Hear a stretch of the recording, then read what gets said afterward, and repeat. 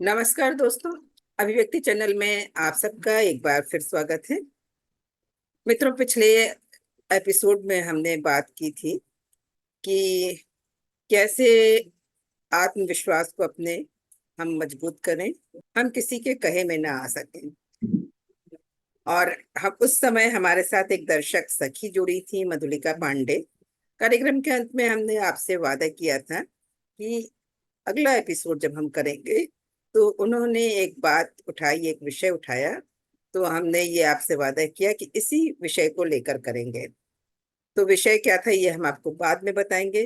पहले आइए हम अपने विद्वान मेहमान से आपका परिचय करा दें। वो है काशी के जाने माने विद्वान डॉक्टर गौतम चैटर्जी। डॉक्टर गौतम चैटर्जी, आपका इस अंक में स्वागत है।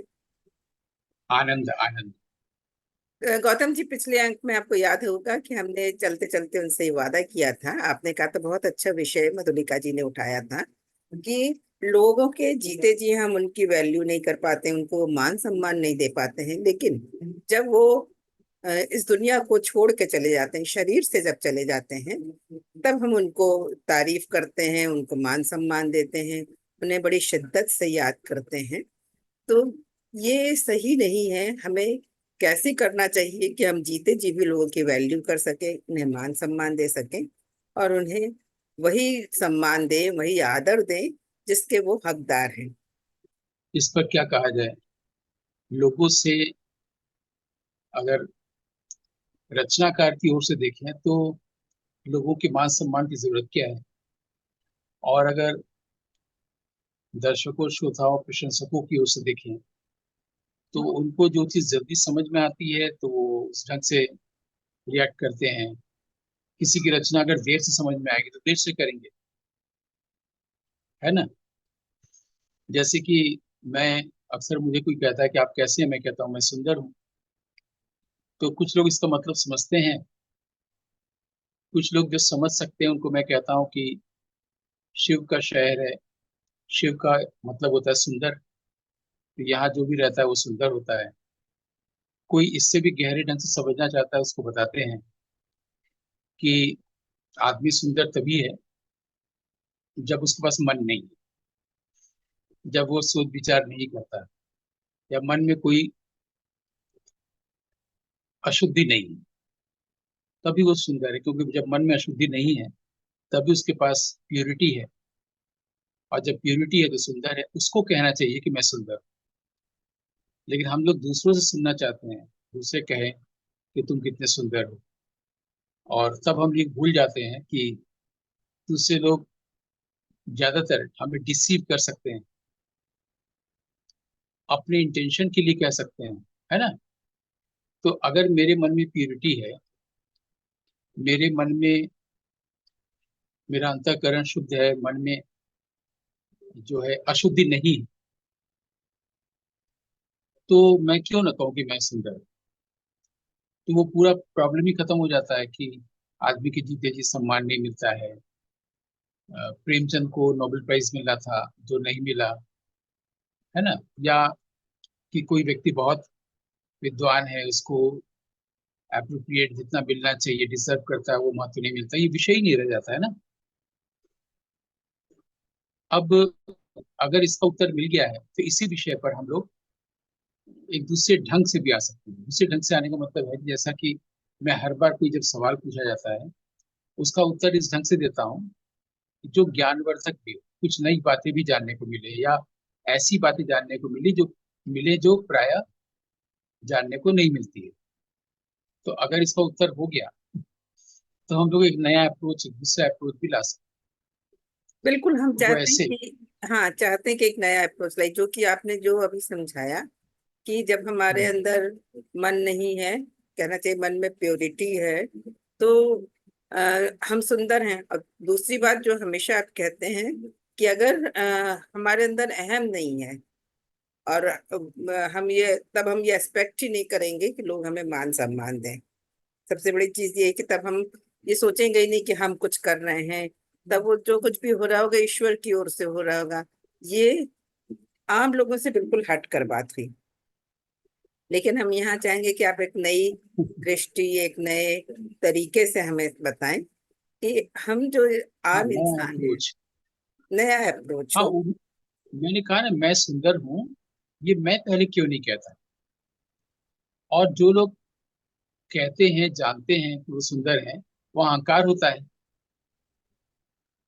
मतलब मुझे पता है कि मैं सुंदर हूँ और मेरे अंदर इसका अहंकार है, ये भी ज्यादातर देखने को मिलता है। तो फिर कैसे दोनों में फर्क करें। हाँ, अगर मैं ये सुंदर हूँ, ये ये आपने बहुत भावना। अच्छी बात उठाई कि मैं सुंदर हूँ, जो जिसमें अहंकार हो। आउटवर्ड ब्यूटी के लिए हम कहते हैं, मतलब फिजिकल ब्यूटी के लिए नहीं, वो अहंकार आ जाता आउटवर्ड है। भी तो मैं कह रहा हूँ कि मैं सुंदर हूँ, वहाँ इनवर्ड आउटवर्ड नहीं रहा। लेकिन ये भी देखने को मिलता है कि जिसके पास ये एहसास है कि मैं सुंदर हूँ, मैं एक सुंदर युवती हूँ या मैं एक सुंदर युवक हूँ, उसके पास इसका अहंकार भी रहता है। तो इस मैं सुंदर हूँ और इस मैं सुंदर हूँ में फर्क क्या रहा? फर्क ये रहा कि जिसके पास अहंकार है सुंदरता का, उसके भीतर तो वो अंतःकरण शुद्ध हुआ ही नहीं है ना, वो सुंदर तो हुआ ही नहीं। तभी तो सुंदर हुआ है जब उसके मन में किसी भी तरह की कोई विकृति नहीं रह गई है ना। बिल्कुल। विकृति ही तो अहंकार है, या अहंकार ही तो विकृति है ना।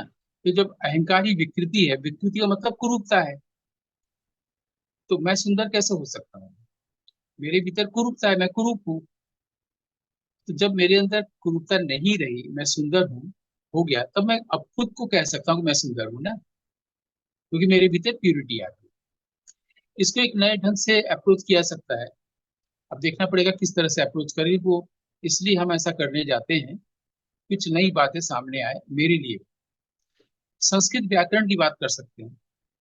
संस्कृत व्याकरण बहुत कठिन लगता है लोगों को, लेकिन व्याकरण जो पढ़ाते हैं वो इसको बहुत कठिन करके बताते हैं, और इसलिए पढ़ने वाले के लिए कठिन है ना। तो व्याकरण को किस ढंग से हम लोग देखें कि वो सरल भी नहीं, इंटरेस्टिंग भी लगे। जैसे कि हम लोग जब क्लास 7th 8th में पढ़ते हैं तो 14 माहेश्वर सूत्र पढ़ाए जाते हैं और कहा जाता है याद कर लो। कुछ लोग याद कर लेते हैं, नंबर मिल जाता है, लेकिन वो उसको समझते नहीं।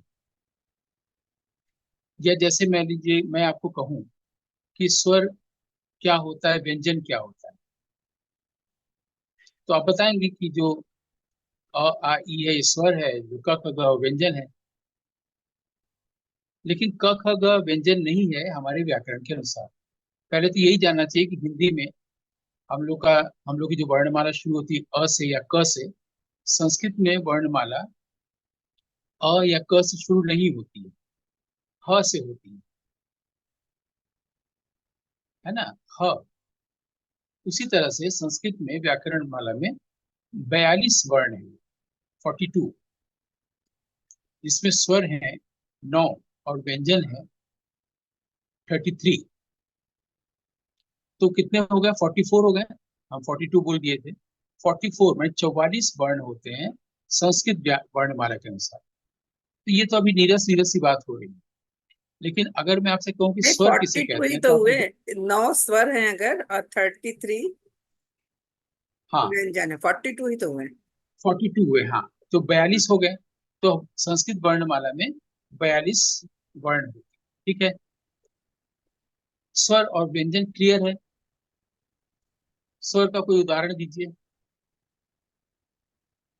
अ आ इ ई यही स्वर ही है ना। बस बस बस एक अ बोलने से ही हो जाएगा। वैसे ही व्यंजन का कोई उदाहरण दीजिए। काका काका। हाँ, उतना बोलने की जरूरत ही नहीं, एक क बोलने से ही हो जाएगा। तो व्यंजन का एक उदाहरण है क, स्वर का एक उदाहरण है अ। जैसे मैंने कई बार कहा था कि अगर जाना, आना, खाना, मुस्कुराना को अंग्रेजी में बोलना है, तो लाफ गो स्माइल नहीं होगा, टू गो टू स्माइल। ये तरीका होता है करने का ना। टू गो माने जाना, टू स्माइल माने मुस्कुराना। स्माइल नहीं होता है, स्माइल तो उस टू स्माइल का एक रूप है कि जब हम प्रेजेंट इंडेफिनिट में करेंगे तो ऐसा करेंगे, और है ना, रूप है। वैसे ही मैंने आपसे पूछा व्यंजन क्या है, आपने कहा क। तो ये क में व्याकरण की हाँ, दृष्टि से गलत। क में अ जब हम जोड़ेंगे, क क जो है अधूरा है बिना अ के। ये आपने नहीं, तो कैसे ये भी मैंने किसी के एपिसोड में हाँ, कहा ये है आपने एक इस बात एपिसोड को। में बताया। अभी भी अभी भी ये अशुद्ध है। ये क में जब अ जोड़ेंगे तब वो क धन अ बराबर का हो जाएगा, अक सवर्णी दीर्घ। अभी भी उत्तर गलत हो रहा है। क में जब अ जोड़ेंगे तो क होगा, क में जब अ जोड़ेंगे तो वो का होगा। अ धन अ बराबर आ होता है दीर्घ संधि। नहीं तो तो जब आपने कहा व्यंजन क, तो वो भी गलत है। और जब में क में आ जोड़ेंगे तो वो भी गलत है, क्योंकि तब आपने का कहा, क में अ जोड़ना। तो फिर व्यंजन क्या हुआ? तो मैं प्रश्न इस ढंग से करता हूँ कि क के चिंतन नीचे वो शुरू हो हलंत जाए। लगा होता है ना, आधा क जो होता है। तो आप ये हलंत लगा नहीं होता है, आप बोले क हलंत धन अ बराबर क। आपके उससे स्लिप ऑफ टंग से निकल गया था क धन अ, क में जब अ जुड़ा। क हलंत में जब अ जोड़ते हैं तो क होता है। अ क्यों जोड़ते हैं? ख हलंत में अ जोड़ने पर ख होता है। ये अ जोड़ क्यों रहे हैं? क्योंकि वो अधूरा है। इसलिए अकारांत वाले अधूरा जो नहीं वर्ड्स होते हैं। नहीं, ये जो अधूरा वर्ड, ये क हलंत अधूरा नहीं है। मैंने आपसे बोला कि व्यंजन किसी का उदाहरण दीजिए, आपने कहा क, है ना। मैंने कहा ये गलत उत्तर है। क में अ है, अभी आपने ही कहा। तो जब स्वर जुड़ा हुआ है तो व्यंजन और स्वर दोनों मिला हुआ है ना, व्यंजन स्वर हुआ ना, व्यंजन तो हुआ नहीं। जब स्वर को हटाएंगे तो जो बचेगा वो व्यंजन होगा ना। यानी क हलंत ये व्यंजन है, ये सही उत्तर है। इसमें आपको 2 में 2 नंबर मिलेगा। है तो कितना सरल और कितना साइंटिफिक नहीं है, क्योंकि क हलंत जो है वो व्यंजन है। और व्यंजन के लिए जो संस्कृत शब्द है हमारे संस्कृत व्याकरण में, उसको कहते हैं हल। हम लोग सोचते हैं क्या? कि हल का मतलब हल। हल। मेरी बात साफ सुनाई दे रही है? मुझे लगा कि मैंने ही गलत सुना। हल। हल क्योंकि नहीं नहीं, होता क्या है, कई बार जब नए शब्द हम लोग सुनते हैं हाँ। और जिस विषय पर बात हो रही वहां से अलग कुछ हो जाता है, तो हम लोग सुनते हैं फिर भी हम लोग सुन नहीं पाते। नहीं, मुझे लगा कि इसीलिए मैं ध्यान से गलत सुन सुन। रही हूँ। हाँ, ये अक्सर होता है, मैं बोल तो रहा हूँ। आप लोगों के साथ ये एक्सपेरिमेंट करके देख सकती हैं। जिस विषय में बात हो रही है आप बात को बदल के कोई दूसरी बात कहिए, उसका कान सुनता है लेकिन वो जरूर पूछेगा क्या कहा। दरअसल उसके कान ने सुना, उसका ध्यान नहीं है उस पर। ध्यान से सुनने पर अगर विषय बदल भी गया तो भी सुनाई देता है। लेकिन आप ये एक्सपेरिमेंट किसी के साथ कर सकते हैं। हम लोग को लगता है कि हम लोग गलत सुन रहे हैं, दरअसल कान सुनता है। इस साइंस को भी थोड़ा सा समझने की जरूरत है। विषय बदल देने से कान सुनता है लेकिन हम नहीं पकड़ पाते हैं। और कोई नया शब्द आ जाता है, क्योंकि आपको पता है, आपने कभी सुना ही नहीं है कि व्यंजन का दूसरा नाम हल है। हल हम लोग जानते हैं जो खेत में चलाया जाता है प्लाविंग के लिए। और एक हल जानते हैं कि हम लोग हलंत के लिए हल होता है, समाधान के लिए हल होता है। कोई प्रश्न है, समस्या है, उसका समाधान तो उसका हल है ना, हल निकालो। लेकिन संस्कृत व्याकरण में व्यंजन का दूसरा नाम है हल। ठीक है, इसीलिए क में हलंत बोल रहे हैं, जबकि उसका सही शब्द है इत संज्ञक। इत माने जैसे हम लोग बोलते हैं, इति माने खत्म हुआ। बंगाली लोग जब चिट्ठी लिखते थे पहले पोस्ट कार्ड में, तो लिखते थे इति कुमुदनी, माने तुम्हारी कुमुदनी नहीं। इति माने खत्म हुआ, कुमुदनी, इति माने खत्म। तो इत माने जो अंत में, अंत में जब कोई व्यंजन हो तो उसको इत संज्ञक बोलते। तो अगर हम बोल रहे हैं क, तो क में व्यंजन और स्वर दोनों है। अब ये कहीं कठिन, कहीं क्लासरूम स्टडी तो नहीं हो जा रहा है। मैं तो इसलिए ये सब बता रहा हूँ कि हम लोग दूसरे अप्रोच को लेना चाहते हैं। संस्कृत व्याकरण के कुछ सरल सी बातों को लेकर के हम लोग उसी विषय पे आएंगे जहां से बात शुरू हुई है। ठीक है, तो ये क्लासरूम पढ़ाई न लगे, क्योंकि आमतौर पर इतना लोग पढ़े ही होते, जानते ही हैं। तो क हलंत जो है वो व्यंजन हुआ, अ जो है वो स्वर हुआ। आमतौर पर लोग बोलते हैं क ख ग ये व्यंजन है, जो नहीं है। व्यंजन में स्वर जुड़ा हुआ है। अब जो है व्याकरण के कुछ सूत्र हैं। जैसे पहला है कि हलयंती, हल को लेकर। दूसरा है कि अदर्शनम लोपः। तीसरा है तस्य लोपः। तस्य लोपः माने इसका लोप करिए। और लोप किसे कहते हैं उसको समझाने के लिए कहा गया है अदर्शनम लोपः, जिसका दर्शन नहीं हो लोप है, जो दिखता नहीं है। जैसे क में अ नहीं दिख रहा है ना, तो उसका मतलब है कि हमने क्या किया है, क हलंत को का लोप किया है, तब तो वो क हलंत धन अ बराबर क हुआ है। ये अलग बात है कि व्याकरण में बताया जा रहा है कि जिस भी शब्द या वाक्य में अंत में व्यंजन हो, अंत में व्यंजन हो का मतलब हुआ कि हलंत वाला कोई अक्षर हो वो व्यंजन, यानी कि हल हो। इसलिए हलयंत वो शब्द आया है कि पूरे वाक्य में जब भी अंत में व्यंजन हो या हल हो उसका लोप कर दीजिए। एक सूत्र कहता है, ये एक अलग विषय हम लोग अभी संस्कृत व्याकरण पढ़ने नहीं बैठे हैं, एक सामान्य रूप से चर्चा कर रहे हैं कि वो व्यंजन हो या हल हो का मतलब ख हलंत हो, ग हलंत हो, ऐसा हो, उसका लोप कर दीजिए। और व्यंजन अगर क हलंत है तो यही पढ़ाया जाना चाहिए, उसमें अ को मिलाते क्यों, सामान्य सा प्रश्न बनता है। इससे मिलाते हैं कि अगर हम अ न मिलाएं तो व्यंजनों को बोलना, उच्चार देना कठिन हो जाएगा। अब क ख ग घ अंग जितना आसानी से आपने बोला नहीं बोल पाएंगे। अगर क हलंत ख हलंत ग हलंत ऐसा शुद्ध रूप में व्यंजन हो तो आप नहीं बोल पाएंगे। जैसे कहते हैं ना सोना में थोड़ा मिलाते हैं तब जाके वो ठीक होता है। प्योर सोना की अंगूठी या हार बनाए तो नहीं पहना जा सकता है, तो उसकी प्योरिटी में अगर लाएंगे तो नहीं हो पाएगा। उसमें अ जोड़ेंगे तब आप बोल पाएंगे ना। अब अदर्शनम लोप का मतलब है लोप करिए। लोप किसे कहते हैं, जिसका दर्शन ना हो। आप देखिए उसमें अ का दर्शन नहीं हो रहा है क में, लेकिन क में अ का दर्शन तो नहीं हो रहा है, लेकिन है तो वहां ना।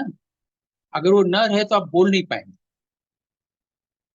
इस तरह जितने भी वर्णमाला के अक्षर है, व्यंजन है, सबके साथ लेकिन वो अ ही जुड़ा है। ये नहीं कि आ ई ये नहीं जुड़ा है। तभी अब ग तक बोल पाएंगे, ग बोल पाएंगे, है ना। तो अ जो जुड़ा है वो दिख नहीं रहा है फिर भी है। ये क्लियर है ना। अब उसी तरह से मैं अगर एक वर्ण हूं, व्यंजन, आप एक व्यंजन है, हम दोनों के साथ कोई जुड़ा है, तभी हम एक दूसरे को देख पा रहे, सुन पा रहे हैं। उसी को कहा गया था ईश्वर, जो है लेकिन दिख नहीं रहा है। जो अगर जिसको हटा दें तो ना हम लोग बोल सुन पाएंगे ना सांस ले पाएंगे। इससे बड़ा फेथ और क्या हो सकता है कि ईश्वर है। बहुत सुंदर, बहुत सुंदर, बहुत सुंदर। है ना। तो बहुत सुंदर। महर्षि पाणिनि ने जो व्याकरण रचा, और ये साइंटिफिकली स्टैंडर्डाइज लैंग्वेज है, इसमें कहीं कोई त्रुटि नहीं हो सकती, इस तरह से बनाया। और भी वेद के बाद और पूरी पृथ्वी को भारत ने इस तरह से व्याकरण दिया है। चूंकि वो महर्षि थे, एक ऋषि होकर व्याकरण रच रहे हैं, तो उसका कोई फिलोसॉफिकल साइड भी तो होगा। ये व्याकरण में लिखा नहीं है, फिलोसॉफिकल साइड में हमने इंटरप्रेट करके आपको बताया, तो आपको ये बहुत अच्छा लगा। ये एक काम होता है शिक्षक का, गुरु का, किसी का, कि वो उसमें से प्रकाश ढूंढ के लाए और प्रकाशित करे। अब प्रकाश शब्द आया तो एक मुझे याद आ गया, हालांकि पहले इसको पूरा कर ले पिछली बात को। क्योंकि कई बार होता है कि हम लोग का समय बीत जाता है, तो बीत जाने दे, फिर अगले अंक में देखा जाएगा। लेकिन जो बात कहने की वो कह दें कि ये जो अदर्शनम लोपः, जो व्याकरण का सूत्र है, हलयंती के बाद आता है, तस्य लोपः उसके बाद आता है, लेकिन अदर्शनम लोपः तस्य लोपः के बाद पहले आता है। क्योंकि तस्य लोपः माने उसका लोप करिए, ये निर्देश है। लोप किसे कहते हैं उसका अब आएगा कि अदर्शनम लोपः, जो दिखता नहीं है वो उसको लोप कहते हैं, तो क्लियर है। इनविजिबल किसे कहते हैं, जो विजिबल नहीं हो रहा है। ठीक ना। हालांकि संस्कृत के कुछ अध्यापक इसको बताते हैं, क्योंकि वर्ण सुनने की चीज है। जैसे अदर्शन का मतलब है जिसको सुना ना जा सके, गलत पढ़ाते हैं। दर्शन माने दृश्य से बना है, वो देखने से ही। ठीक। अब इस बात पर मैंने एक फिल्म बनाई है, कुहासा। कुहासा में एक बेटा अपने पिता, उसका एक ही कंसर्न है, फादर, जो ध्रुपद गायक है, लेकिन अब उनके कमरे से ध्रुपद की आवाज नहीं आती, कराने की आवाज आती। और वो क्या करता है कि वो इंटरव्यूज लेता है। उसको जॉब जो है, वो जॉब ये है कि इंटरव्यूज लेता है, उसको ट्रांसक्राइब करता है, लिखता है। कई बार घर घर में काम ले आता है। सुन सुन के उसको ट्रांसक्राइब करता है, लिखता है, जो इंटरव्यू में कहा है इंटरव्यूई ने। ठीक है। अब वो जब सोने जाता है तो कमरे से कराहने की आवाज आती है, तो सो नहीं पाता है। ऐसे में वो जाके कुछ काम करता है। तो उसने क्या किया है कि अपने लैपटॉप की स्क्रीन पर वो लिखता है फादर। कोई भी हम लोग टाइप करेंगे तो पढ़ा जाएगा ना, बड़ा सा फादर। उसमें व्हाइट कलर भर देता है, तो नहीं दिख रहा है। तो जब नहीं दिख रहा है, ब्लैंक स्क्रीन है, तो इसका मतलब ये नहीं कि वहां पर वो शब्द नहीं है। अगर वो माउस लेके जाएंगे तो कर्सर से वो जगह सिलेक्ट हो जा रही है, इसमें कुछ है ना। जब उसमें रेड कलर या ब्लू कलर भरा है, तो ब्लू कलर का फादर लिख के आ जा रहा है। इसका मतलब हुआ कि दिख नहीं रहा है, का मतलब ये नहीं कि वहां पर नहीं है कुछ। रंग हमें डालना है तो हम ईश्वर दिखेगा। और फिर वो डायरी में पढ़ता है जिसमें लिखा हुआ है आदर्श नाम लिखा है। तो महर्षि पाणिनि के इसे एक सूत्र पर मैंने पूरी फिल्म बना दी है, कुहासा। और इस बात को इस इमेजरी से दिखाया है कि फादर लिखा, व्हाइट कलर डाला, गायब हो गया, लेकिन वो सिलेक्ट हो रहा है, इसका मतलब है कि वहां कुछ है, तभी सिलेक्ट हो रहा है। सिलेक्ट करके फिर उसमें कोई कलर डाल रहा है तो फिर पढ़ने में आ रहा है। अब आप अपने मन पसंद से डालिए। आप जिस रूप में ईश्वर को देखना चाहते हैं उसको देखिए, गुरु के रूप में, या बंधु सखा के रूप में, माता पिता के रूप में। हमने कहा था ना, तुम्हें वो विद्या च द्रविड़म तुम्हें हो, तुम ही विद्या हो और तुम ही द्रविड़ हो। तो ये द्रविड़ आर्य द्रविड़ नहीं है, लोग बताते नहीं है। द्रविड़ का मतलब कर्म का फल, विद्या और विद्या की साधना करने से फल मिला, तुम ही विद्या हो, तुम ही विद्या के फल। तो तुम जब, अब आप लाल कलर डालिए, चाहे जिस भी रूप में ईश्वर को देखना हो, तो हम लाल रंग में देखना चाहते हैं फादर लिखा हुआ या कोई शब्द लिखा हुआ। आप गुरु के रूप में देखना चाहते हैं, पत्नी के रूप में देखना चाहते हैं, माता पिता तुम्हें हो, माता से पिता तुम्हें हो, जिस भी रूप में, सब रूप में वही है ना। अभी देखिए व्याकरण से बढ़ते बढ़ते इस पर पूरी फिल्म बना दी, खाली इस बात एक सूत्र को समझाने के।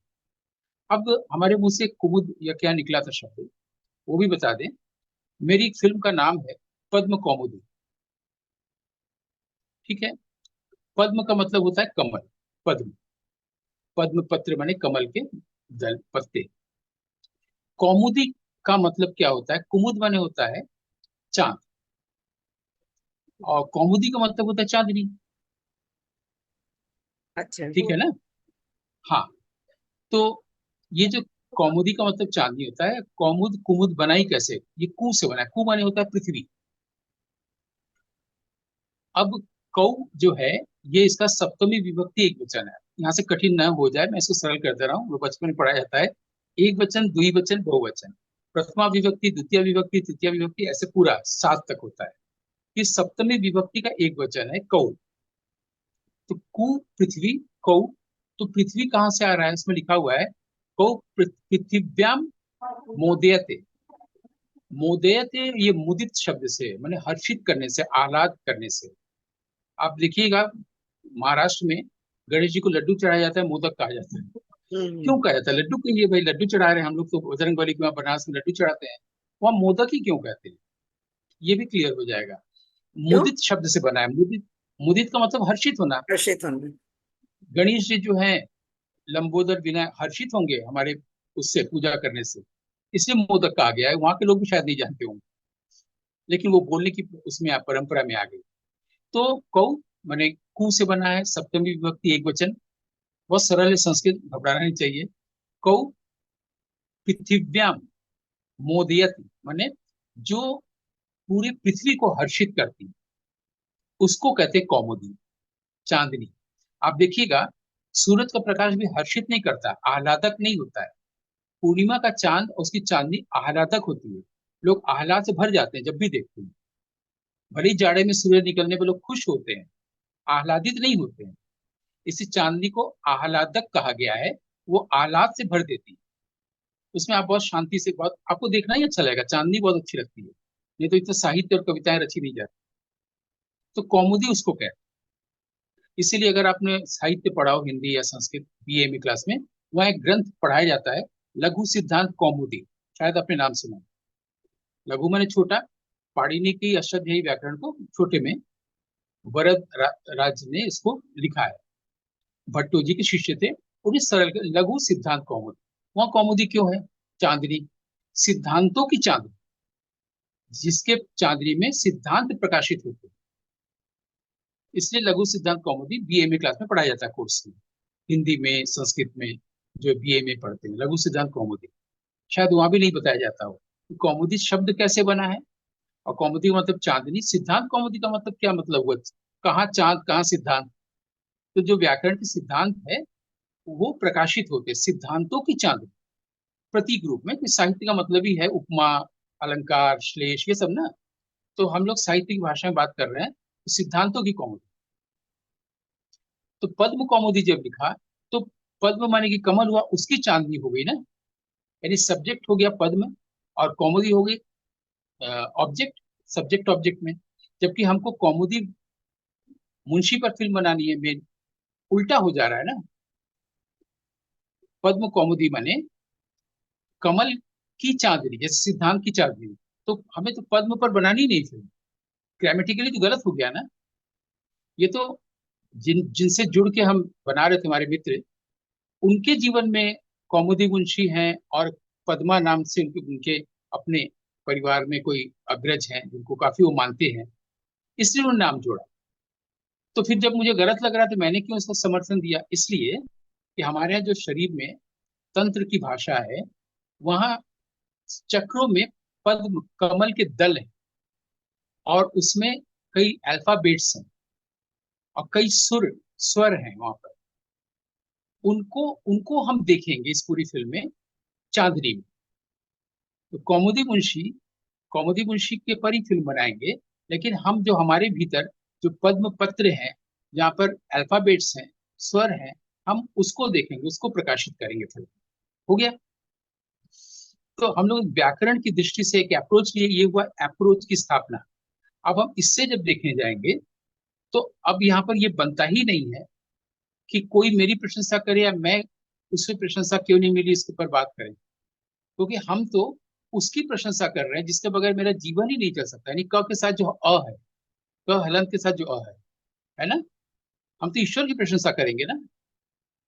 अब वो सामाजिक विषय खत्म हो गया कि नहीं अपने आप, जो आपने प्रश्न उठाया, नहीं, वो सामाजिक बताइए। विषय तो खत्म हो गया। प्रश्न केवल ये नहीं था कि हम दूसरों को की प्रशंसा क्यों नहीं करते हैं।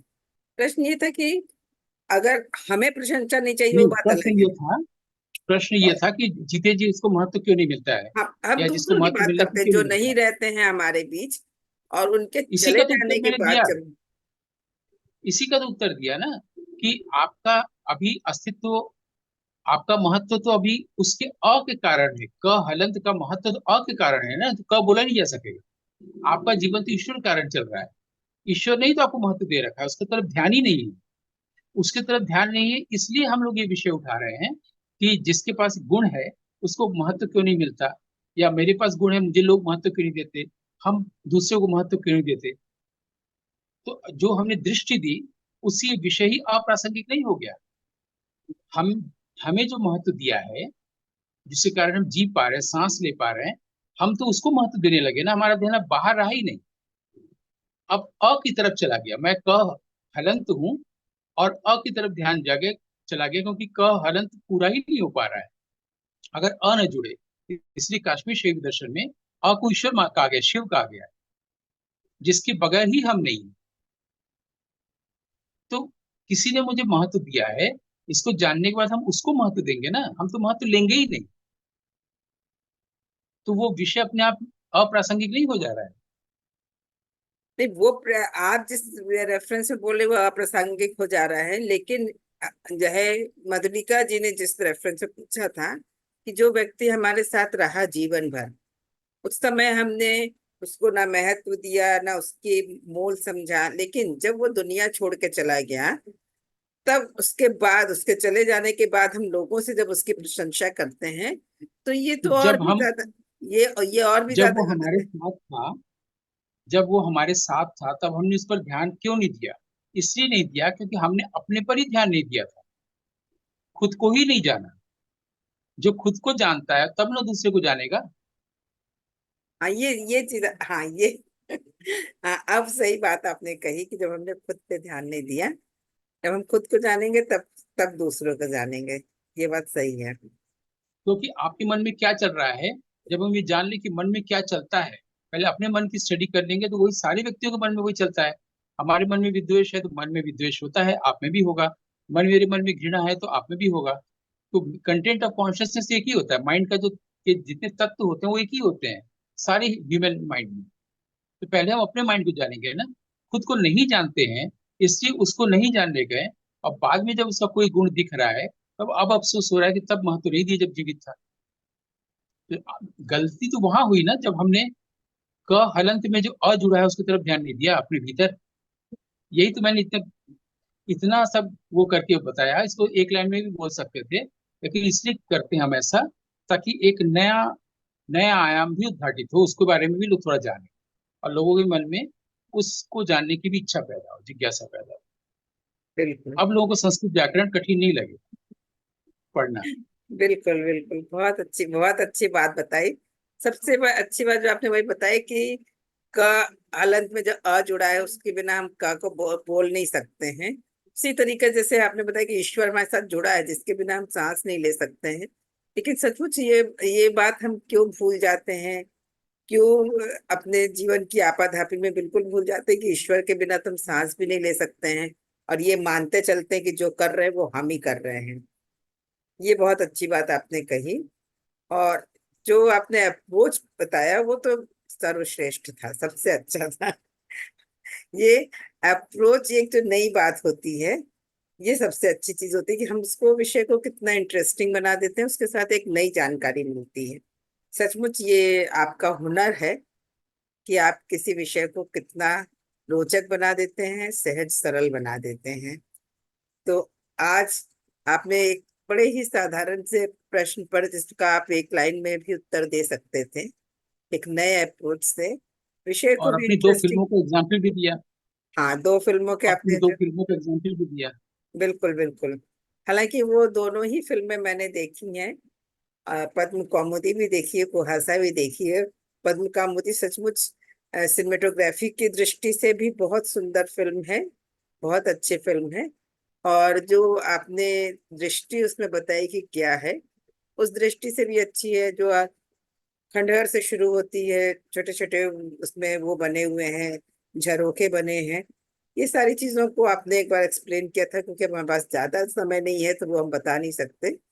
जिन्होंने ये फिल्म देखी होगी उनको जरूर याद आ जाएगा कि आपने क्या महत्व बताया था, कि वो एक नए स्वर जो आ रहे हैं, नई चीजें आ रही जुड़ रही हैं म्यूजिक में। तो फिल्में आपकी दोनों ही सर्वश्रेष्ठ थी, और आज की जानकारी भी अति उत्तम।